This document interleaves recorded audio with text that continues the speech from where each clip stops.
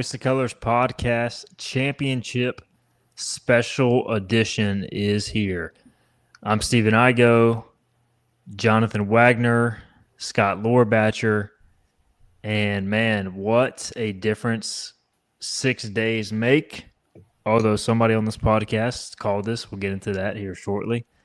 The ECU Pirates went from having quite possibly the worst regular season, at least in recent memory, definitely since 2017, to playing in the postseason. And you start out with every year of the goal of making a regional to reach further goals, and the Pirates do that by winning the American Athletic Conference Tournament Championship. So we're throwing a podcast special in honor, and man, there's plenty to talk about. So just from the top, I will say we will have another podcast Monday night at 9 o'clock in our usual spot, reacting to the field, the regional field. But we really want to have this podcast to recap the week that was with the tournament run because it was so special. So ECU defeats Tulane. They win the American Athletic Conference Tournament Championship. They sweep it. Overall thoughts, gentlemen, we'll start with the man who called it, Scott Lohrbatcher. He believed, nobody else did. Congrats, Scott. Thank you. I do want to call out Wags because I spoke about when I made my prediction that they would watch a movie on Wednesday night or on Monday night, and that would lead in to a successful week. And lo and behold, in his post-game presser, Cliff mentioned how important watching some school up the road. Nothing like watching NC State to get motivated. Yeah, nothing like watching Jim Palmano to get motivated for the Pirates, but the guy who killed the ECU NC State football series of all things. So, it's awesome. I will say I don't know how much I truly believed that it would happen, more so that I wanted it to happen.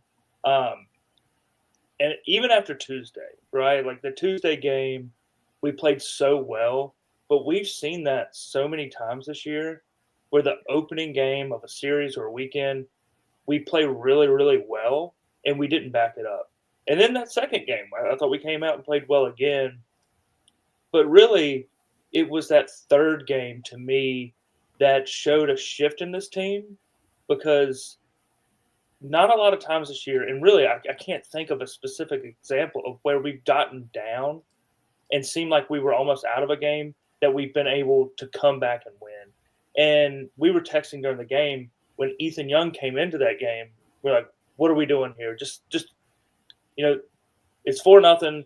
Just let this one ride it out. We'll get them tonight and come back and, hopefully have enough left over to win today. But, they battled back in a way that I don't think they could have a month ago. There's been a shift on this team from the end of the regular season to today that it does seem like those freshmen are now sophomores. And I think that's huge. And I think it does speak to some of what our concerns were going into the year when we talk about maturity and having guys who've been there on the team. I think that's one of the reasons, not to get into that too much, but while we wanted to hit the portal maybe a little bit more for guys that would be in the lineup because experience matters. But we've gotten to this point without experience, and now they have it. And they used it to their advantage, and it was awesome to watch the whole week. They played the best 4 games of baseball that I think they played all year, outside of maybe that first Coastal game, 2 months ago. We've got several comments, so we'll get to those throughout the show. Just so I can drop those on Facebook, YouTube, X, I should say. All right, Wags, you've been dialing up your field of 64 projections. We'll get more into that later, but your thoughts on ECU winning a conference championship? Yeah, it's crazy. I mean, on Tuesday I was not watching. I was at the Canes game, unfortunately, and I checked a group chat, not the one with you guys, and someone said it's 7-0, and I'm like, well, but at least we won't have to suffer for too much longer. And then I looked at Stat Broadcast because I wanted to see how it happened, and I'm like, oh wait, we're winning 7-0. I'm like, okay, here we go, and funny, I was actually sitting next to listeners of the pod who introduced themselves to me at the Canes game. So Wags is a celebrity. So like we talked about it there, and I was like, I genuinely thought it was 7-0 losing, and I was shocked. And yeah, I agree with Scott. I think they played maybe their 4 best games of the season. And something that I've been harping on all season long is that you learn the most about the players on your team when things get tough and when their backs are against the wall. And in Clearwater, this team's back was against the wall. If you did not win this tournament today, then your season's over and it's over. Everything's done. Like, this team is never going to play to get together again, and so you had to win. So I think, looking at it, I was like, this team, I think everyone stepped up. Austin Irby had a great week, and so many guys throughout the lineup stepped up and just did their job. Not everyone is going to blow you away with the stats or the box score or anything like that, but everyone went in there, did their job. Alex Peltier today made great play in left field, got a bunt down, did his job again. And it's something that we struggle to do so much throughout the season. So to me, that's the most important thing, is you learn the most when your back's against the wall. And when this team's back was against the literal wall, it's win or go home. They showed up and they played their best baseball of the season. Gives me a lot of hope going into next year and into the offseason. So definitely a very big positive, a lot to like. And, hopefully it's just the start of a magical run. A lot of people in the chat, obviously excited. Obviously, we've got some people. Brian Wallace says somebody laughed at me for going to Clearwater. We also had a comment from Jared Plummer from the Megaphones crew, said myself and Brian Dilday are driving back from Clearwater. Excited to listen to Scott take his victory lap, which he did.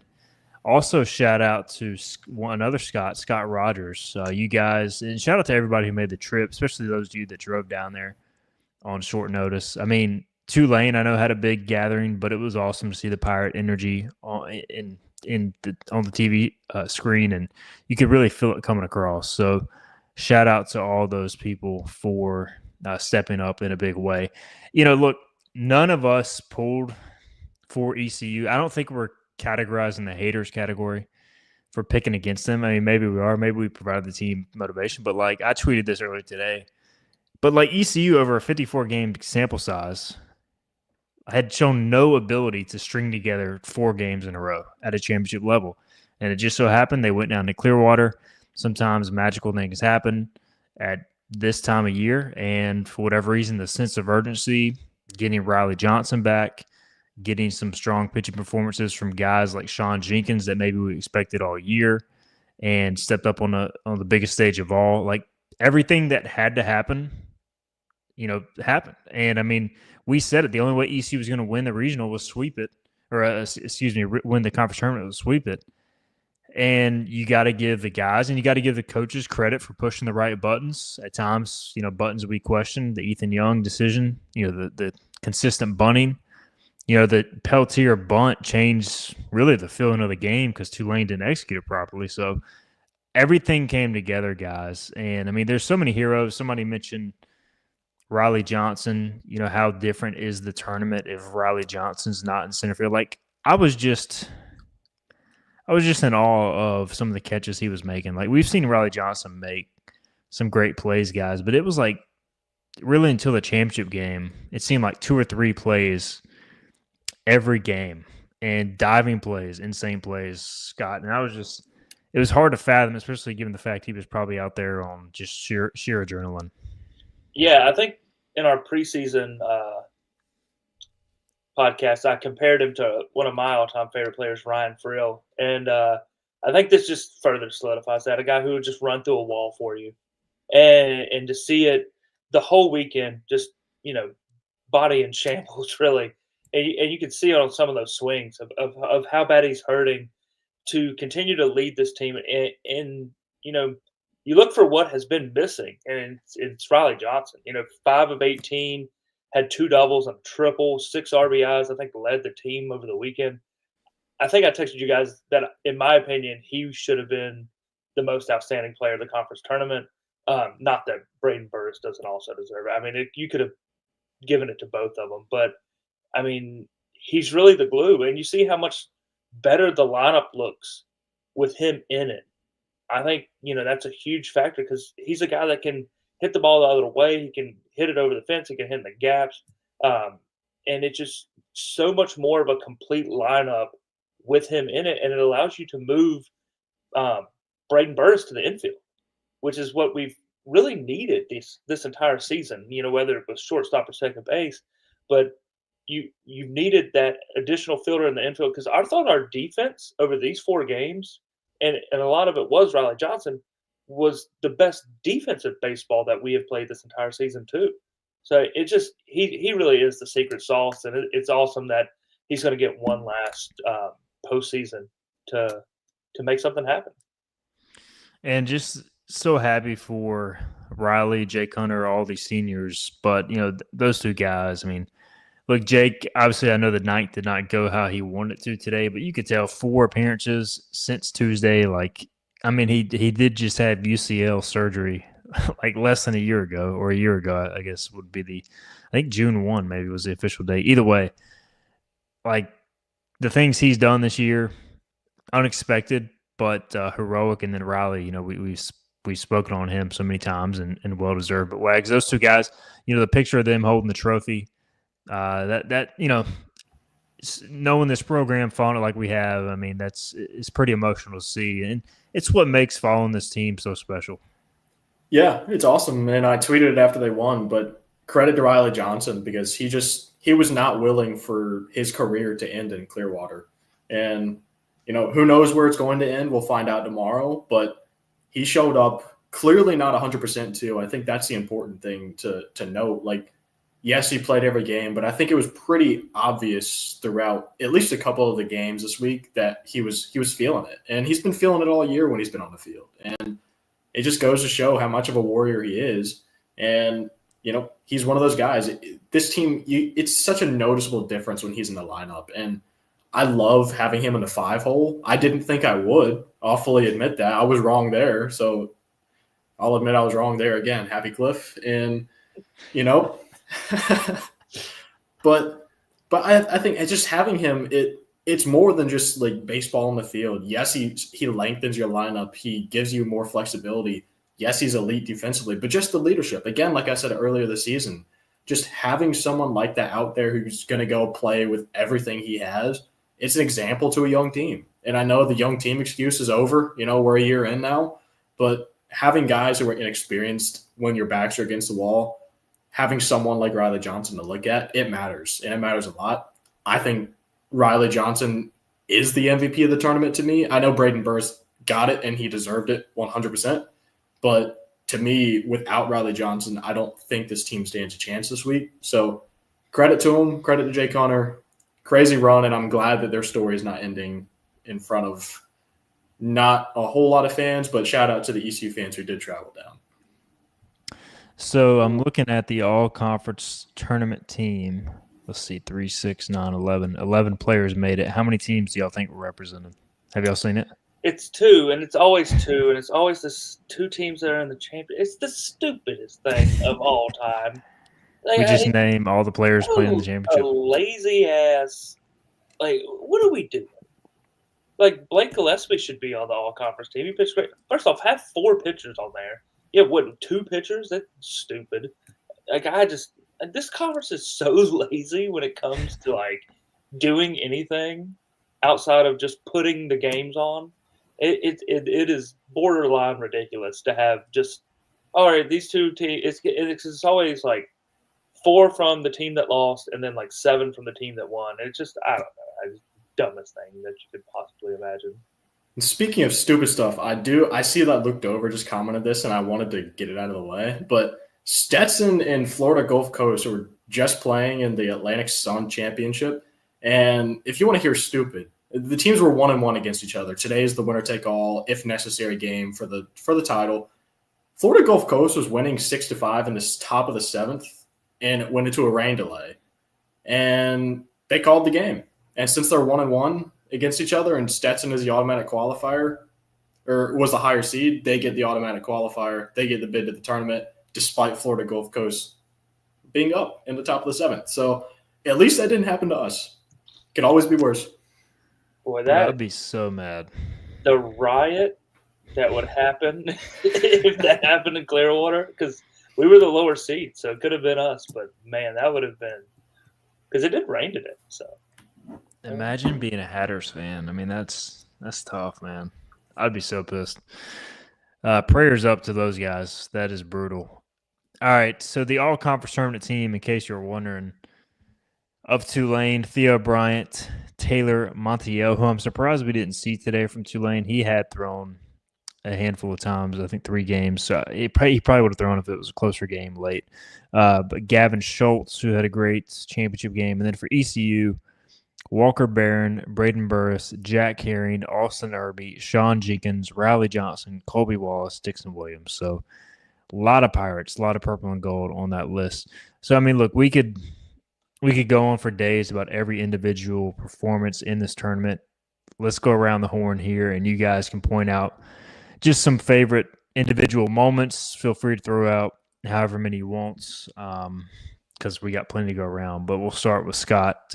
Any individual players or moments really stand out this week? Yeah, I think the Austin Irby USF rivalry is alive and well. He went 4 for 9 with a bomb against them this weekend, and he kind of came around first, and really you could tell that he really wanted that. So it was after, I guess, they had a collision during the USF series, and there was some barking back and forth, and then it seemed like since then he's just been on a warpath against the Bulls to not only hit a home run but also eliminate them from postseason play. So I really like that. And then everything that Ethan Norby did this weekend was awesome. I mean, just an absolute animal out there. So shout out to him. I'm sure somebody else will give him more accolades. Wags. Yeah, I'm going to go with Sean Jenkins. And I think when you look at the pitching coming into it, even to win out of the winner's bracket, you needed everything to go pretty much perfectly. And it did.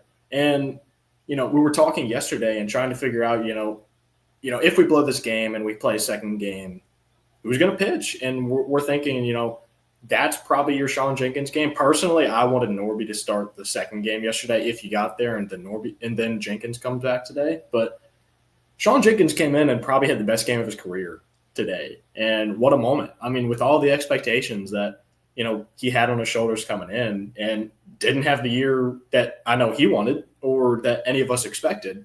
And he's another guy. He came in when his back against the wall, and he had to come in there and give you length. And he did it. Because if he doesn't give you length, then it puts you in a whole different situation where you're relying on another Nick Moran good day, and that's been hit or miss this season. And then it's, Norby, instead of throwing 40 pitches, maybe he's throwing 60 again, and then he's not going to be fresh for next weekend if you win. Ethan Young is obviously not available. He threw 120 pitches this weekend, and then Brad Pruitt, Jay Cunner especially, we saw he was tired by the end. Jay Cunner pitched in every game this week. And if he had to give us any more, I'm not sure how it would have gone, just because he's tired, and rightfully so. So Sean Jenkins doing what he did saved ECU season. And I hope it's a building block for him. And I hope it kind of gives them the momentum going into next year to be maybe a Friday, Saturday guy. Good call out here by Michael Hackett. Says John Collins deserves some love. Solid tournament for him. Yeah, John Collins, you could see the growth he's made. He still swings and misses some, but he's really shortened up with 2 strikes. He started every game of the tournament 2 for 4 against South Florida with a bomb. Charlotte had 3 hits and then 1 hit each of the last 2 days. Also laid down a bunt at one point. So for a guy who just came to ECU for 1 year, having spent time in D3 ball, Boston College, you're happy for him that he gets to experience, these moments, talking with him. Just a great human being, a guy who is a great teammate, and then I think just having fun playing baseball. His last time playing baseball probably. So happy for John Collins. And, Dixon Williams kind of just quietly had just some monster moments. Obviously, the go-ahead home run in the USF game. And, played a solid shortstop, although I think it was the second game he made a couple errors. But then after that, I thought, he bounced back. And you got to remember, it's been a while since he played shortstop for some time now. So congrats to Dixon. Braden Burris, I feel like we can't give him enough love. Dude. The guy, I mean, we know he's good, but I thought this week, Cliff Godwin even mentioned it after one of the games. I think it was the South Florida game, the elimination game, that Braden was in the dugout saying, like, we're not going to let this guy beat us on the mound, talking about Corey Braun. And then he goes out there and hits a go-ahead home run against them.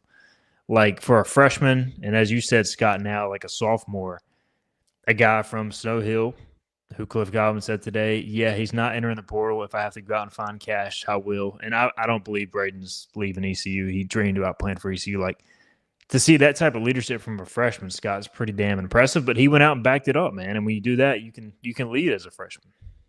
Yeah, Igo's younger self. If you look at the pictures, he looks just like a young Igo. So maybe that's why he's getting so much love these days. But yeah, I mean, 9 hits, 2 home runs, a double, just a great weekend. And we've talked about it all year. This team needed a vocal leader. They haven't had it. It's hard for Riley Johnson to be it when he's not playing. But between the two of them, it seems like when it's easy to kind of brush off words when they're coming from your coaches because you know that they have to say it, right? That's their job. And you hear it day in and day out from the first practice to the end of the season. But when it's your teammates and they're stepping up and challenging you, I think a lot of the times it makes it more meaningful to have those words of encouragement when they're coming from the people that are out there on the field with you. And yeah, like you said, can't say enough about how important Braden Burris is to this team. And he's the kind of guy ECU has been built on for the last 20 years of just overlooked in every way and then shows up. And if he keeps playing like this, he's going to be a high draft pick as a guy who didn't really have any offers at all coming out of high school. It was just love seeing stuff like that. Obviously, shout out to Jack Carrion as well. Had the early home run. Yes, it was wind aided, but hey, you get a swing off and good things happen. I thought he had some good at bats and made a big play against the wall, I believe, in the first game against South Florida. That was a game changer. And you guys mentioned Jenkins, but I thought every time today with Jenkins, like his fastball command early was not great, but every like 3-1 or 3-2 pitch where it was like, all right, man, just don't walk a guy, like throw it over the plate and make him hit it. He executed in all those counts, and Tulane hit into a lot of key outs when in, maybe early in the season it's a walk or it's a fastball that's, a little bit more middle and turns into a hit. And I thought Jenkins today just answered the call with every big pitch. Ethan Young, also Brad Pruitt, I thought were great as the week went on. So, look, I mean, there are a ton of guys. Anybody else we're missing that needs a shout out? I mean, I feel like we've given a lot of guys a shout out. Any thoughts, Wags, as you look through your notes? Yeah, I'm going through the scorebooks, just making sure. But I am going to say that Walker Barron, he didn't have a great offensive week, but I said coming in that you need him to be on this week if you're going to go far. And I think he played well defensively. He had a good defensive week, and he hit in the 9-hole, and I think that's probably for a reason. Little less pressure, just you're in there to catch and play a good catcher. And I think he played a good catcher this week. So the pitching, again, I said the pitching had to be perfect, and the catcher plays a big role in that. So he only used, 7 pitchers this week, and Walker Barron caught every pitch. So shout out to him too. I know it's, again, everyone's going to look at offense, but Walker Barron, I do think, had a positive impact behind the plate defensively as well. Irby, by the way, was a stud today at first base too. I just want to mention that. Are we leaving out anybody that you can think of, Scott? Or we pretty much nailed everybody? Yeah, just the defense as a whole. We talked about the 2 errors that Dixon made against Charlotte, but those are the only 2 errors of the week. I don't think we've had that clean of a week all season. Certainly not on the infield, and the defense in the outfield the entire weekend was great. We've come a long way. I think the last time I wore this jersey was when we played in Durham, and I watched somebody drop a pop-up in center field, and it was just a completely different team the whole weekend. All right, a lot of comments here. I'll hit as many as I can. Colin says, roll damn Pirates. Burris is going to set some records here. Riley Johnson is so much more of a difference maker than I thought. Kid shuts down the entire outfield, and it brings the confidence of the team. Jake says Scott is pounding beer or brews. I hear you, big dog. What are you pounding, Scott? Just what this room needs more of, a little natural light. Natty Light. We love you in the dark, man. You know, it is what it is. It's a celebration Sunday. Yeah. I'm not celebrating my victory lap without a couple beers in my old school Bill Elliott koozie here. That's more than fair. Also going on right now. We were grilling out at my neighbor's. So I was drinking some Coors Banquet a minute ago. So always good to celebrate a victory Sunday. James says, anyone else notice ECU beat every green team and only played green teams? Yeah, this conference, guys, is full of green teams. So we had this discussion on the message board. You've got UAB, Charlotte, North Texas, South Florida, Tulane. That is 5 out of your 16 teams in all sports. Or is it even 16? Is it 14? Whatever. 5 freaking green teams. Come on now. Anybody else tired of green? 3 Owls. 75% of all FBS Owls play in the American Athletic Conference. Got to change it up on both fronts. It's too much. One of the green teams didn't even make the conference tournament, and we still only play green teams. Is it I don't know, did anything else about the tournament as a whole surprise you guys? Like I expected UTSA to put up more of a fight, but after watching them at ECU, like I know they won the series, but they've got their top level guys, but I don't think they're that good. I don't know. I guess maybe I'm not surprised. Any thoughts, Wags? I agree with that. I think they're good. They are good, but they're not as good as I think, you would think when you look at a top 25 RPI team, a team that's, not hosting obviously, but is probably in the upper half of 2 seeds if I had to guess. But it all depends. They didn't win the conference tournament. They lost. I think they kind of knew they probably weren't going to host anyways. So they knew that they didn't have a ton to play for either. So, yeah, it's one of those things that they're aware of the situation when they go in. And it's one of those things we have the conversation every year. If you're locked into the tournament, is it really worth it to win?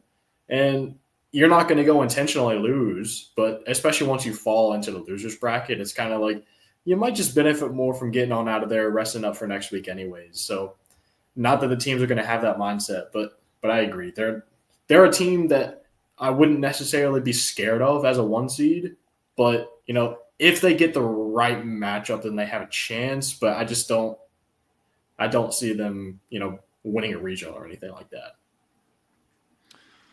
All right. We have a comment from Dixon Williams in the chat who says, in all caps, how did y'all think of my performance in the tournament, Stephen? Well, that's grammar.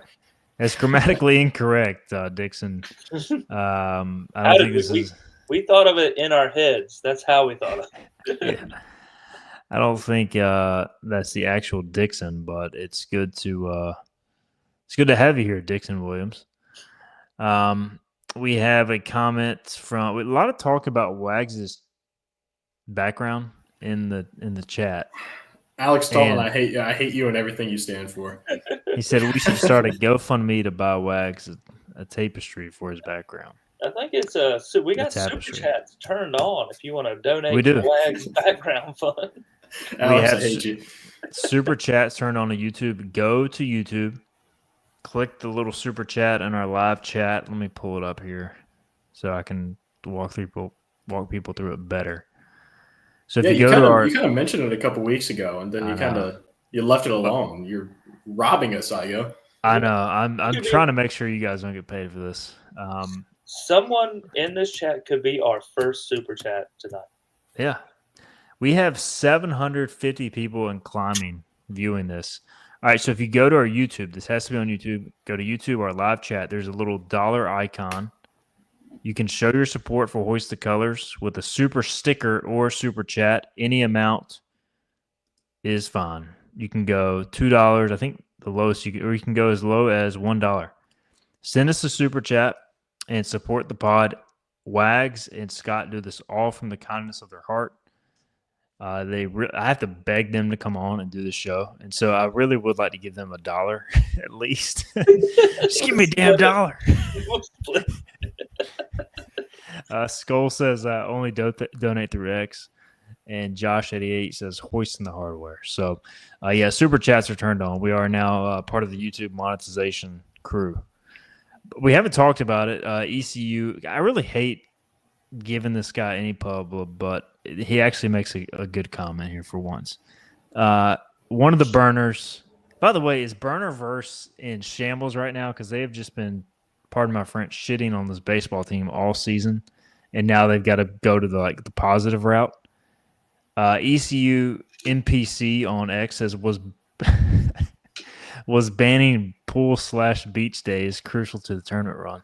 So, honestly, this seems like a dumb thing, but Cliff Godwin said post game today that the team did not have a single minute of pool or beach time, and in the past they've gotten 1 hour of beach day if they win. So, guys, I don't know if y'all have been working out lately, but Cliff did say all message boarders and fans can, basically told me to tell them to work out while he ran the team. But I guess it worked, Scott. So I don't know. Any thoughts? I enjoyed my pool time today. I did watch the first couple innings from the pool back and forth with my kids. So, I do think that being in the sun for an hour or two does drain you a ton. And I know UTSA looked like maybe they had done some sort of fishing trip on their off day. Yeah, that worked out great. And immediately lost the next two games. So, personally, I think it's cool that the tournament is in Clearwater. I don't know that I would advise my teams going forward to be out in the sun, especially for an extended period of time, because I do think it just drains you so much. But hey, if it works, we have got a super chat. Wow. I don't even know how to react to it. I just did this. I don't know what that is. That's going to buy me at least 1 or 2 beers and Wags upwards of 10 chicken nuggets. Shout out to Noah Callum for his $10 super chat. Noah, appreciate you, brother. This means $5 for Wags and Scott, and you're a goat. You're the first ever super chatter, Hoist the Colors podcast. You will forever be enshrined in legacy stardom. Give that man a free month of VIP. Let's do it, Noah. No, let me know. I'll hook you up. But yeah, I mean, continue I on your point. The beach, but yeah, I mean, I was trained when I got back. You just see my kids when they got back. They were at the beach or not at the beach. They were at the pool for an hour and a half. They were the most tired human beings on earth. So, hey, I say going forward, maybe you book a later flight after the championship game and let them hang out on the beach with the trophy, but no more during the week. Is it time to lock the team in its hotel room? we got on a repeat. We got money flowing in. JM has also super chatted. JM, appreciate you. $9.99. Love it, guys. Skull Pirate says, can I donate directly to Scott, not Wags? I mean, hey, if you really want to do that. Throw my Venmo up on the screen right now. Apparently, we just need the Pirates to keep winning, and the money's going to flow in for Wags and Scott. But no, this is awesome. Really appreciate you, JM and Noah, for super chatting and supporting the pod. Great stuff. Wags, is it time to lock the team in their hotel room for the regional and not let them out until game time? Yeah, I'm glad you threw this over to me, because I'm going to put my hand up and admit I texted you guys afterwards. I was really pissed off last week after our podcast because I forgot to go on my rant, and I hated everything about Cliff Godwin's decision to ban them from the beach. And I will also say, just for context, when I was angry about it, the vibe I got from Cliff when he said that they're not going on a beach, it was more of I felt it was, this team doesn't deserve to go to a beach and that kind of stuff. They don't deserve to have fun this week. It's all baseball. That's how I took it. And it was, this team hasn't earned it. And that's fair to an extent. But I think when maybe my head cooled off a little bit and I thought about it from the standpoint of, yeah, it's going to wear him out a little bit. I didn't hate it, but yeah, I think I'm glad I did not go on that rant last week because Cliff probably would have called me out in the press conference. So. But does that make him a hater if he felt like the team didn't deserve to go to the beach? Look, I'm glad you said that too, because I just want to say there's a big difference between being a hater and being critical. So I hope when he says that he's talking about the Burniverse and all those people on Twitter, because none of us are haters here. I hope he wasn't talking about us. That I'd go on a rant about that if he was. Look, I know for a fact that there are some people within the program that watch this podcast. I don't think anybody would think that y'all are haters. I think it's just the people that say stupid ass shit on Twitter, like just dumb stuff. Ignore the noise. Ignore the noise. But it is hard. Like even I get on Twitter and there's that stupid for you tab, and it like you can't default out of it, or I haven't figured out how to. So like I always just get hit with like 7 stupid Burniverse tweets, and it's just you can't avoid it. So I don't know. By the way, Justin Jones with another super chat. Appreciate y'all. Appreciate you, Justin, for tuning in, and appreciate everybody's support of the podcast. Again, Wags and Scott do this out of the kindness of their heart. And now I have them basically as hostages. They have to come on to earn this money going forward. We're going to do that. We're going to turn this into a daily 4-hour show with the postseason starting. So I hope you guys are happy. You guys are going to have to super chat more so I can quit my job. Dallas Weaver says, how do I super chat? Dallas, if you want to super chat, go to YouTube.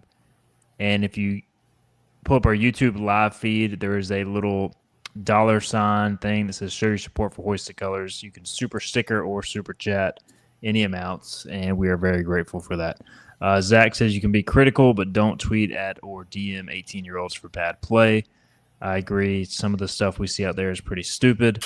So just, look, you were making the point earlier, Wags, which I thought was a good one. Like, critiquing is different than trashing, I would say. And I would say we've been fair. Yeah, like at times we've been frustrated this year like anybody.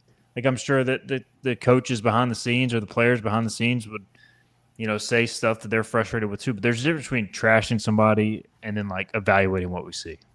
Yeah, and I think, looking at this season as a scope, and I don't want to be negative tonight. I really don't. But I'm going to bring it up because why wouldn't I? And, just because you had – But just because you had a good week does not erase everything else that happens. Just in the other way that if you have a really good season and you go 0-2 in a regional, it doesn't erase the good season you had before. That everything still happened. That happened. So you still had a very inconsistent regular season, and I would say a bad regular season, and one that you can't let happen again because the standard here is higher. We shouldn't have to go into Clearwater having to win. But again, credit this team. They showed up and they won, and hopefully it's a sign of things to come. But yeah, I just think winning the conference tournament is great. It's awesome. I'm happy. No complaints here. I'm not trying to be negative again. But again, everything that happened before still happened. It doesn't erase that. I do think, and look, maybe part of the reason they went on this run is because they just really, condensed down with this move to Clearwater. I mean, Cliff Galveston, I think they had 27, 28 players on the active roster. I mean, according to my sources, Drew Downs was basically let go from the team in the middle of the week. So, I think they really condensed down who was on the team, and guys who were bought in were in Clearwater. And as a result, you saw the team kind of buy into each other. And, yeah, it's easier to buy them when you're winning, but you also got to have that belief to start with. So, look, I mean, there's multiple ways to look at it. I do think we'll see still the necessary changes. We've already seen a lot of players, Keenan Bowman, et cetera. Not that those guys couldn't have been part of this, but the guys who chose to move on for one reason or another, and here we are. And now, I see a lot of talk in the chat about they always say, maybe this is the year you make it Omaha because nobody expects it. I don't, quite frankly, think this team has enough. But I guess crazier things have happened as we get another super chat from Sam Anderson, the GOAT himself, Sam Anderson. What a legend. $10. Hoist the colors, intern. Paying it back, Sam. Appreciate you, man. But I don't know. Like, what are y'all's notions on? We'll briefly touch on this. We'll dive into it more tomorrow. But like, you kind of going through the NCAA tournament now with house money. Nobody really expect you to do anything. I think this is a pretty good spot to be in, Scott.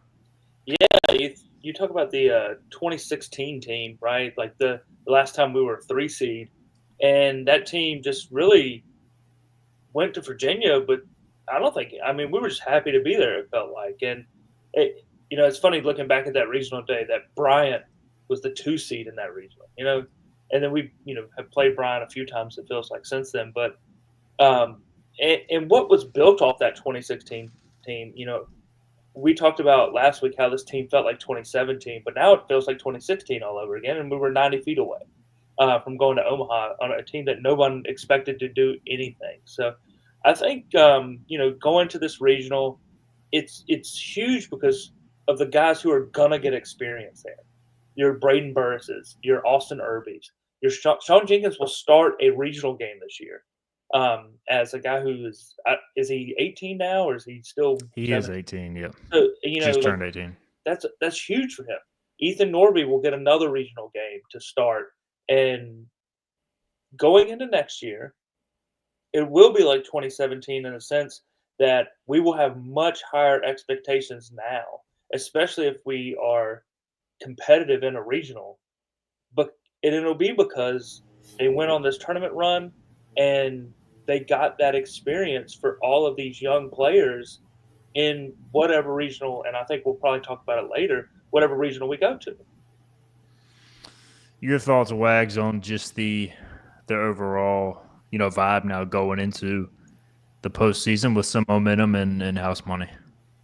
Yeah, absolutely. I think, you talked about how, this week, there's some guys that aren't on the team anymore. So maybe I think they kind of took that mindset and, you know what, this season sucked so far. And this is our group now. This is what we have. So let's go make the most of it. And you never know. And am I going to predict ECU to win a regional? It depends on where they're going, but probably not. Just a preview for tomorrow. But at the same time, if they go in and win game 1, am I going to go into game 2 against a 1 seed probably and say, man, they've got a shot? And it's just, you never know. It's baseball. It's postseason baseball. And to me, when you have Ethan Norby starting a game for you, you have a chance to win. So it's not going to be like a thing where, oh, this team has no chance. No, you're going to get in a regional probably as a 3 seed. You're going to match up against a 2 thinking, man, okay, we can win this. And then you go from there. But yeah, it's just, I think they should carry the same mindset. Like, this is our group. Everyone who's gone is gone. Nobody's going to predict us to win. Use it as motivation. Use me as motivation tomorrow night when I predict us to lose whatever regional we're in. Please, because it worked this week. Noah Callum, man, 2-time super chatter now, as he has dropped in another $10. Appreciate him supporting the show. He says, do you guys think the regular season didn't go so well because we actually used the transfer portal more this year than we ever have? Good, fair question. I still think it was more of a perfect storm. And like, there are some that argue you could have used the transfer portal even more. I thought on the pitching side, they really did utilize the portal or the transfer routes. I know Ethan Young was not a portal guy, but he was a junior college guy. You brought in a couple JUCO arms there that weren't healthy. They didn't pitch at all this year. You brought in Towers and Antolik that weren't healthy. So, Pruitt was a major win, although he had at times his ups and downs. Nick Moran was kind of up and down. Position player-wise, Boucher obviously has had a lot of ups and downs to the point where he's now coming off the bench. But I don't know. Like, I still think it was more of a perfect storm of you lost 2 major pieces of transfer, Root and Carter. You had a huge senior class go.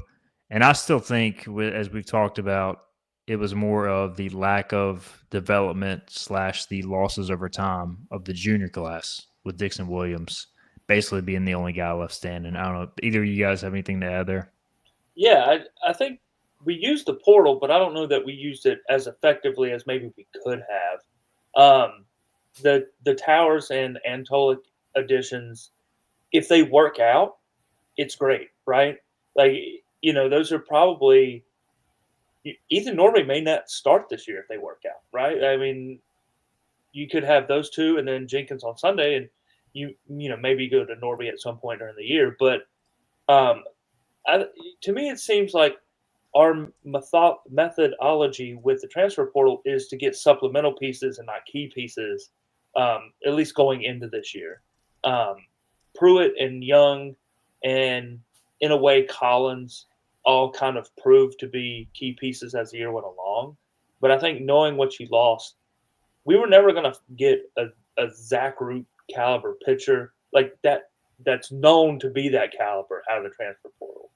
But you do kind of have to find a guy that is maybe that good but hasn't gotten a chance, that's healthy enough to participate out of the portal. And I think maybe going forward, our philosophy still probably should change to where you're not just getting supplemental pieces, but you're getting guys that you are expected to come in and be very much key pieces right away, kind of plug and play almost.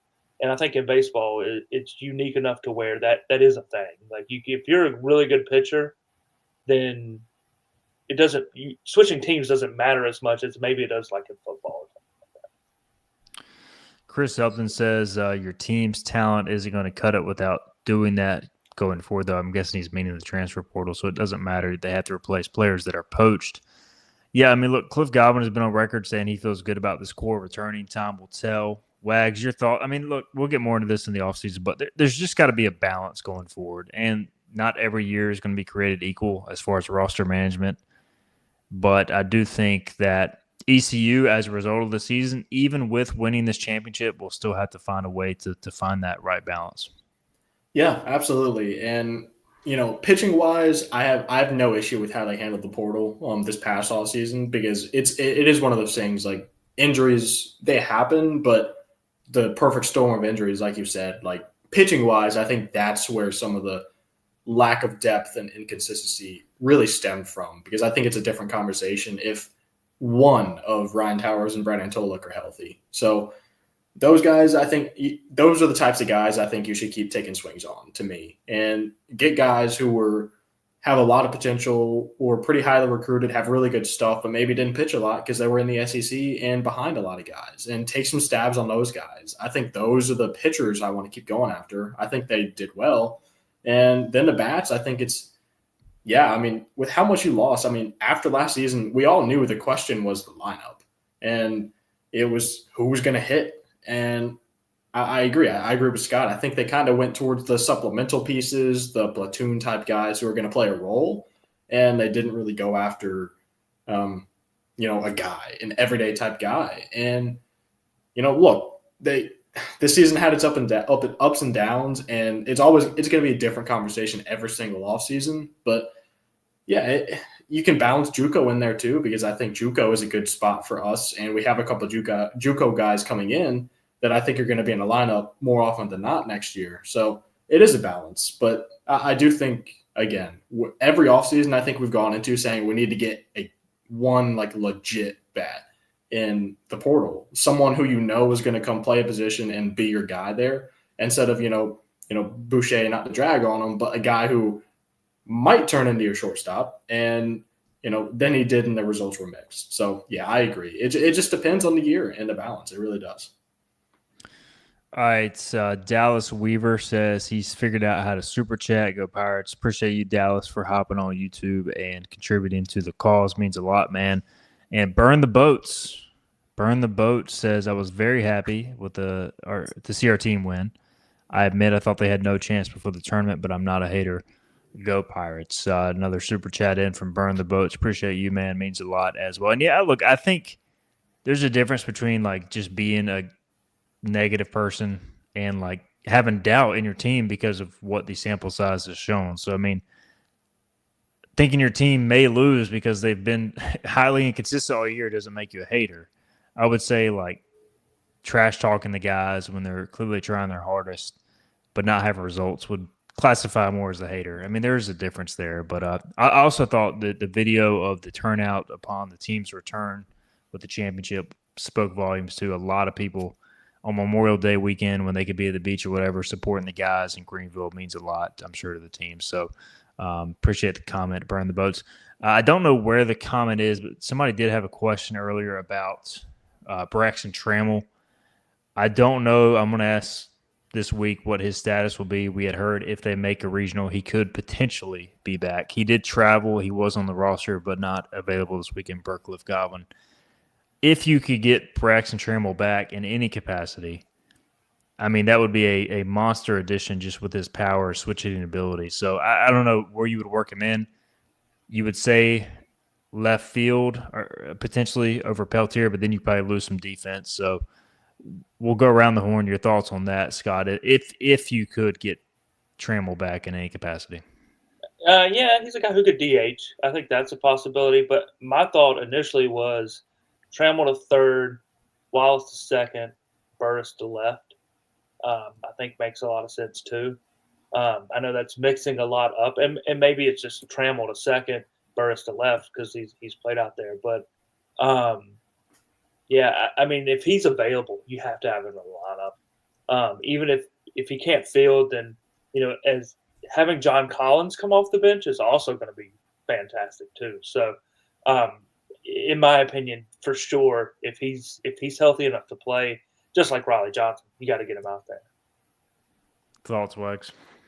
Yeah, I think it's kind of tough because when he gets his first at bat back, if he does, it's going to be his first real live at bat in however long it's been since he got hurt. So that's a big thing too, especially for a young guy. And yeah, I just don't know where you go because I think left field makes the most sense. But if he's coming off of an injury like that, I'm not convinced left field is going to be where he goes. So yeah, it's just how do you configure it? Do you put him at DH and then you have John Collins off the bench, like Scott said? Probably that's probably the answer. But with how John Collins swung it this week, he's going to be in your lineup too. So, but just no matter what, if you're gonna have him in the lineup, have him in the lineup. Don't do this thing where you start him in left field. And I know I'm coming back to a rant that I always go to, but don't start him in left field. And then in the fourth inning, defense to replace him. And that's going to drive me crazy. I don't want to complain about that next week. So just please don't. All right. So good thoughts there. Chris Upton says, who had the best chest pats all weekend? Any thoughts here on any good chest pats? Honestly, John Collins. It was noticeable. I think it is a two-strike approach thing because I even noticed Braden doing it today when he got 2 strikes on him. And Braden does not seem like a chest pat type of guy. According to Austin Irby's mom from the Memphis game that I went to and sat beside her, this just means trust me. So trust me. Mm-hmm. All right. I don't know how to feel whatever. Chest pats equals championships this week. Okay, a win in Florida says at all 4 games in Clearwater. Just joined the chat. All of our infield made all tourney. Cliff pulled the right levers. So definitely appreciate your support down in Florida. I'm sure it meant a lot to the team. It shows a lot about you as a fan. Caleb says, any idea what Cliff's mindset regarding NIL will be going to the offseason? It feels like the program can generate the money needed for a serious everyday home run threat. Would Cliff Godwin use it, though? I think this is more of an off-season pod discussion, Caleb. But, I mean, look, Cliff in the past has raised money to pay off guys' scholarship expenses, so essentially recruiting guys on full scholarship. I just don't know if ECU has unless Garrett Blackwater or whoever writes a big check, I just don't know if they're going to have $100,000 to go out there and buy a DH. Maybe I'm wrong. I think you're going to have more than the rest of the conference. You're going to be offered more, but I just don't know enough about what the finances look like. You are going to have some rev share money coming in that I think other teams in the conference won't utilize for baseball. So that should put ECU at a good spot for the American. But the ACC, the Big 12, they're probably going to funnel some money into baseball. So are you really going to be able to outbid them on a 15-homer guy? I personally just don't know if I see it, but I understand where the question's coming from. I don't know. Do you guys have any thoughts here before we move on? Yeah, I think, one, you're going to start funding a lot more scholarships in baseball going forward. So that helps some. So some of that money that we were previously using to fund scholarships can now be used to keep guys here, which I think should be our main focus in NIL, especially early on, is keeping guys in Greenville and away from the transfer portal. And then on the other side of that, it's going to be hard for us, and we talked about this some last week, to get guys that are, from the American or from the Sun Belt or something like that, where they're an all Sun Belt player. They're not going to come to East Carolina because the NIL money's not going to be there compared to the ACC or the SEC or the Big 12. However, I think there was a guy from Wichita State, for example, that hit like 12 home runs this year that just won the portal today. He's not coming to ECU. He's going to go to Kansas or NC State or somewhere like that. But we should be hawking like the CAA and the Big South and other good baseball leagues that are not necessarily it's a huge jump from Wilmington to Baton Rouge, but it's not necessarily as big of a jump from Wilmington to Greenville as far as getting guys out of the transfer portal, especially guys that could definitely play at an American Conference level. So it's guys like that you don't need a ton of NIL to get, as well as your D2 guys and your JUCO studs, because JUCO is not going to get recruited in the same way now that the transfer portal exists, and that's where we can really make a living and getting overlooked guys. All right, before we wrap tonight, I do want to look at the regional host sites and potential destinations for ECU. The 16 regional hosts in alphabetical order. I'll just name the schools, not the cities, but Georgia, Auburn, Texas, LSU, North Carolina, Clemson, Coastal Carolina, Oregon State, Oregon, Alabama, Southern Miss, Tennessee, UCLA, Vanderbilt, Ole Miss, and Florida State. So there's your 16 regional hosts geographically. Go ahead. I don't know who you said or who you meant to say, but Alabama is not a host. I meant to say Arkansas. The damn okay. A.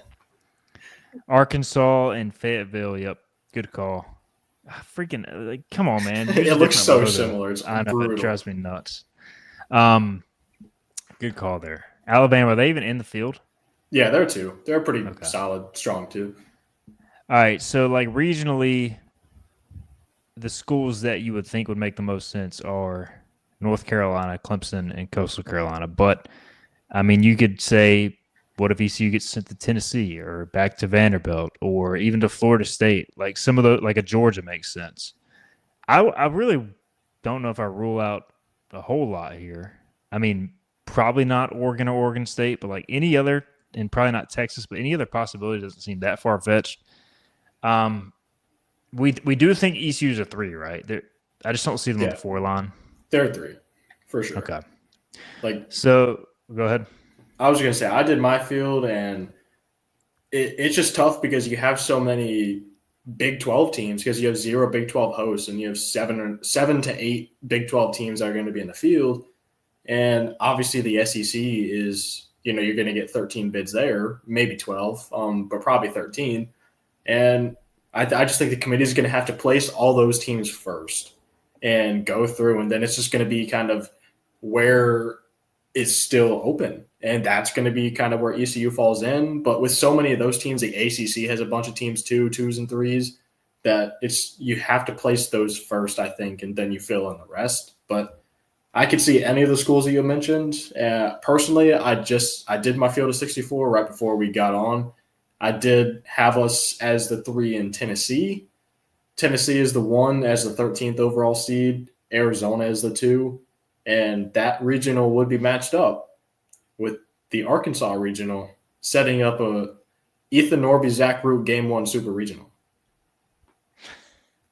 Well, Cliff Godwin won't be at because him and Tony Vitello have fist fought in the parking lot of Tennessee's field. That would be entertaining. Yeah, I'm honestly, guys, kind of hoping for somewhere random. I didn't mention UCLA. Like it doesn't seem like ECU would be sent out to UCLA, but hey, I would not complain. Would they have video? Did they have cameras at their field now, or does Packard's dad have to go? John Packard live streaming the entire regional.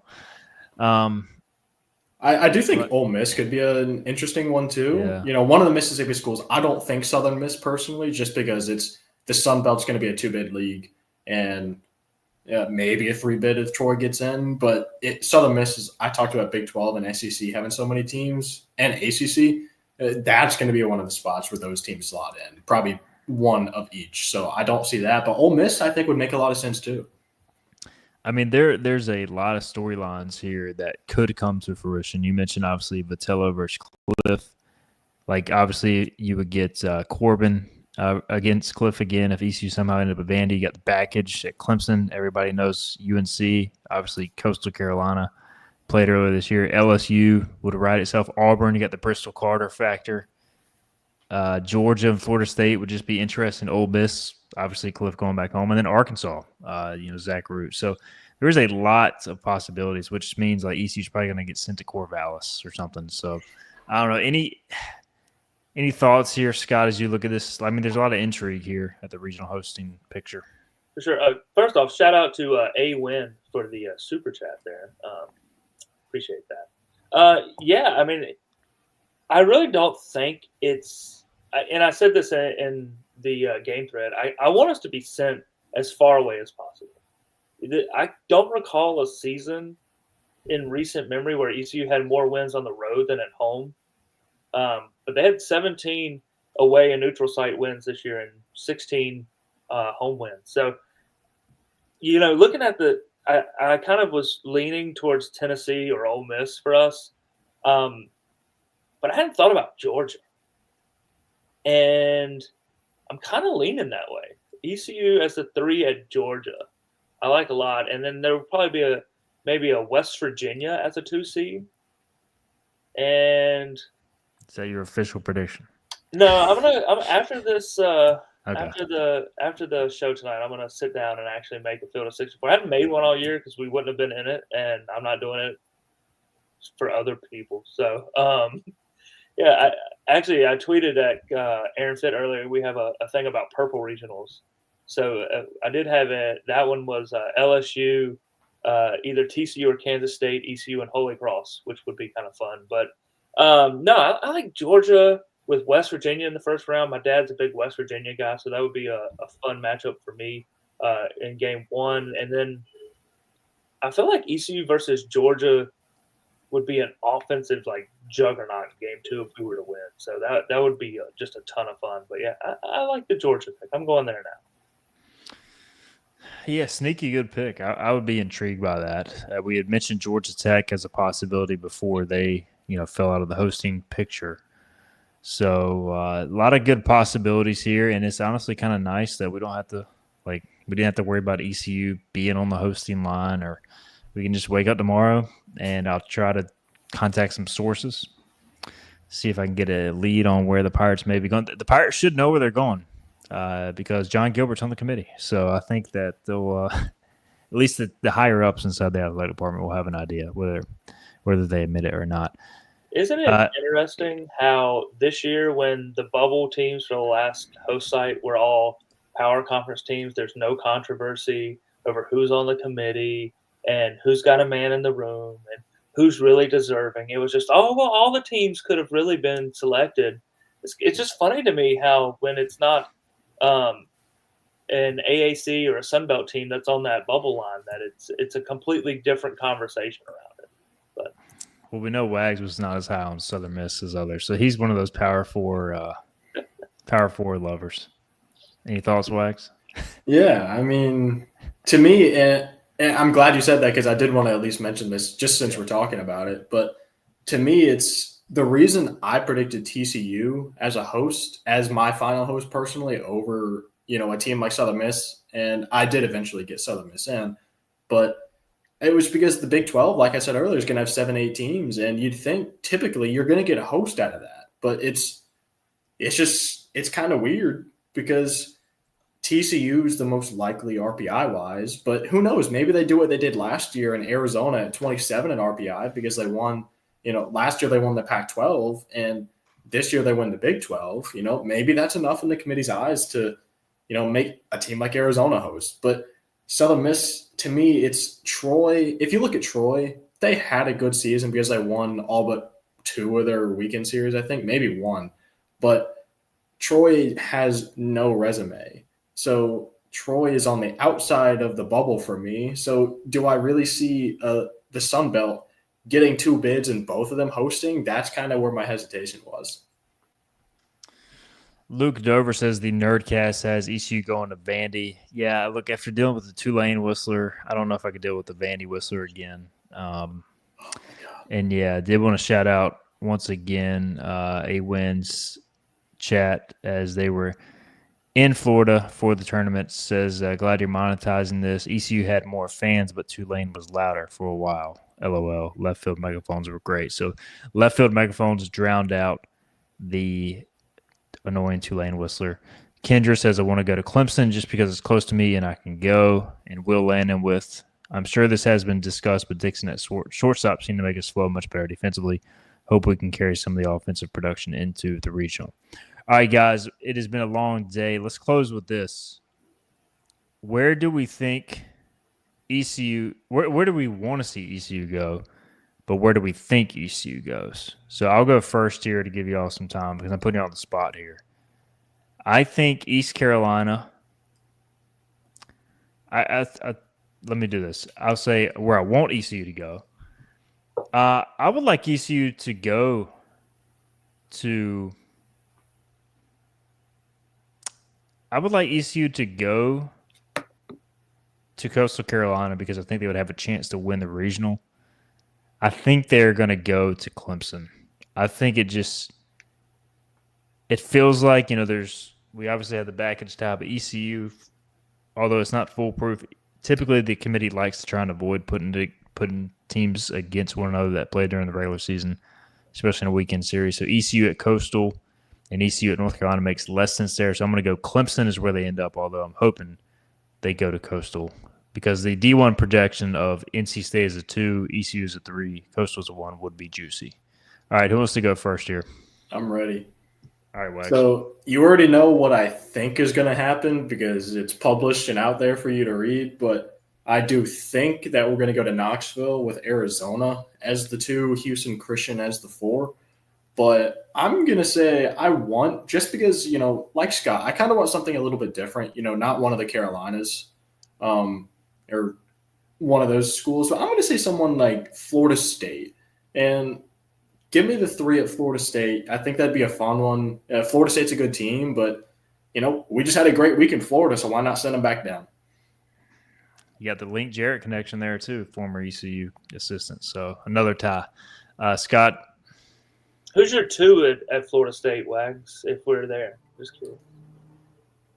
Well, currently I have Florida as the 2 in Florida State. Yeah. I love it. I love that. That'd be awesome. I'll say for the 1, I'll say that one goes Alabama. Okay. I like that. I would say for me, the matchup I want is Tennessee. I think Tennessee is a team, especially with how they're coached, that could fall flat on their face in the postseason. And I think that for me, at least, the few times that I've watched them, I don't follow them a ton, but it seems like they get up for name brand opponents. And while ECU is known in the baseball world, I think for the 18 to 22-year-olds at Tennessee, East Carolina's not a name that is going to incite the enthusiasm that they would typically want. I think Cliff versus Tony Vitello would be just phenomenal television. And I think Tennessee is vulnerable enough that we could potentially win a regional there, like a Tennessee, West Virginia, ECU regional.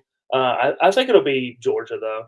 I think it's Georgia Tech, East Carolina in the Athens regional. All right. There are your official predictions. And I guess we should discuss, by the way, just quickly, because we got to get out of here. So you predicted that Ethan Norby would throw 7 shutout innings. Now, did you say that you predicted this for the tournament opener? Because he didn't technically throw it overall. In any way. I just said 7 shutout innings. And he did pitch 7 innings where he did not give up a run. So it's Absolutely I'm not. giving it to myself. I don't Absolutely not. He did give up a run in He gave the up a run in first inning. every game that he pitched in. Okay.